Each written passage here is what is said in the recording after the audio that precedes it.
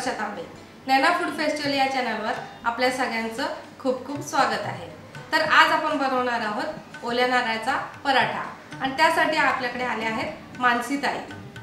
हां, मी मानसी चव्हाण बोलते आणि मी ओल्या नारळाचा पराठा दाखवते. त्यासाठी लागणारं साहित्य हे 1 वाटी कणिक आहे, 1 वाटी मैदा, हे चवीपुरती साखर आणि हे मी पेस्ट केली आहे. कसली पेस्ट आहे? हिरवी मिरची, कोथिंबीर, थोडं खोबरं आणि जिरं.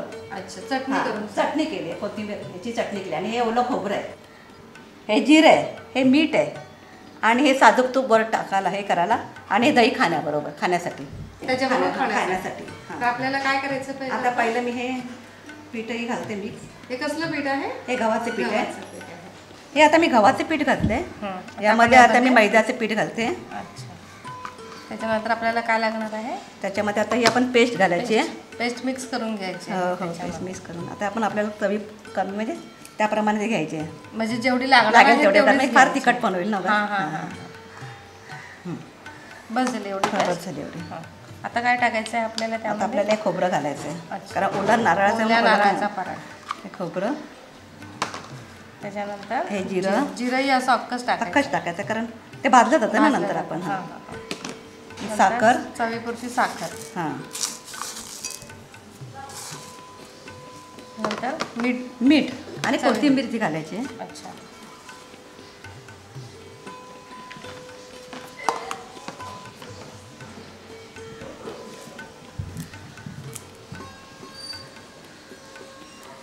आता मी गरम तेल घालते खरं फोडणीमध्ये, म्हणजे गरम तेल असं. अच्छा, म्हणजे ह्याला आपल्याला वर टाकायला मोहन टाकायचं आहे, तेलाचं मोहन टाकायचं आहे. आता आपल्याला ह्याला काय समज तेलाचं मोहन घालायचं आहे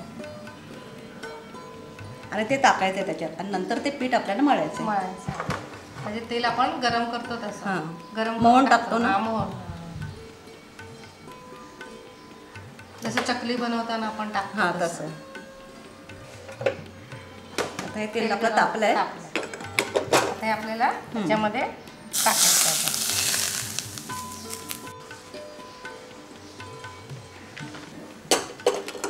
आपल्याला पाणी लागणार आहे. किती पाणी टाकायचं यामध्ये? थोडं टाक, जरा म्हणजे नंतर घट्ट मळायला पाहिजे. समजा बस आधी टाक.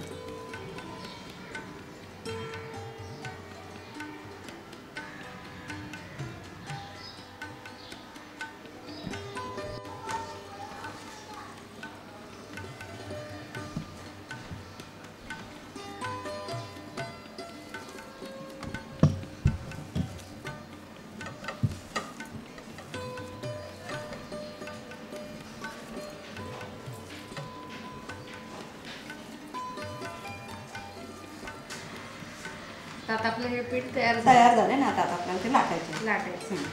म्हणजे पण चपाती सारखं लाटून घ्यायचं.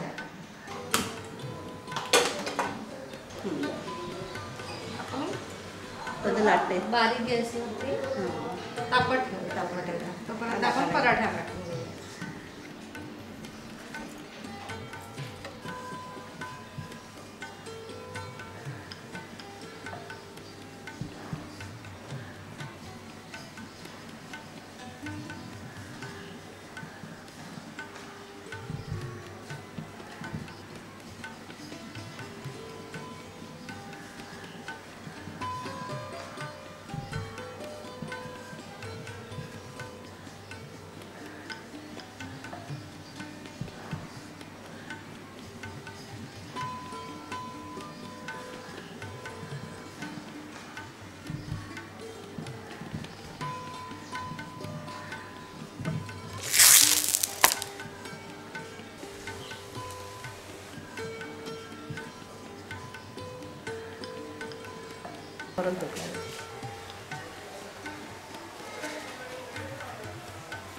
म्हणजे तो चांगल्या प्रकारे भाजला जाईल.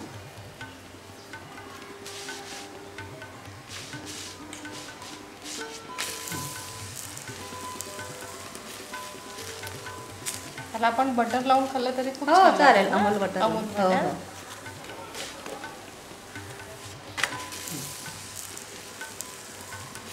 गॅस कमी करा.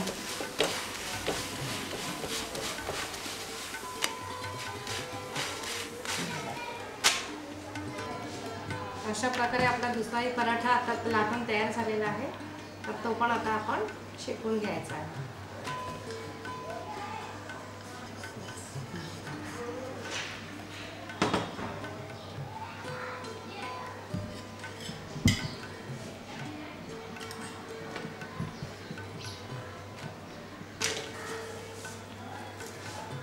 आता आपण पोळपाट लाटणं साईडला ठेवून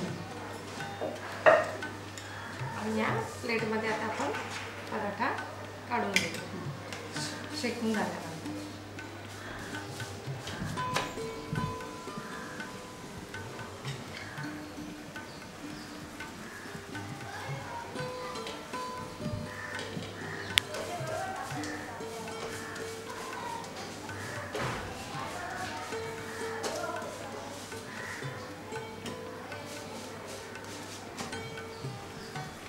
हां, आता आपला हा पराठा झालाय तयार. आता आपण हा काढून घेते आणि त्याच्यावर हे साजूक तूप टाकते.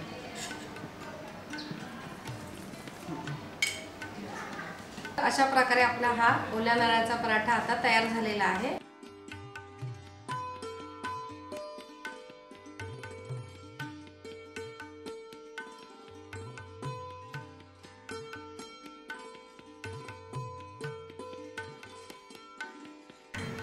तर अशा प्रकारे आपला हा ओल्या नारळाचा पराठा आता तयार झालेला आहे. आणि हा पराठा तुम्ही दही बरोबर खाऊ शकता किंवा सॉस बरोबर, किंवा आणखी तुम्हाला जर चटणी हवी असेल तर चटणी बरोबर सुद्धा खाऊ शकता. आणि हा पराठा आपल्याला मानसी ताईंनी नैना फूड फेस्टिवल या चॅनलवर दाखवण्यासाठी मी त्यांचे खूप खूप आभारी आहे. आणि तुम्ही पण मला संधी दिली त्याबद्दल मी तुमची आभारी आहे. थँक्यू.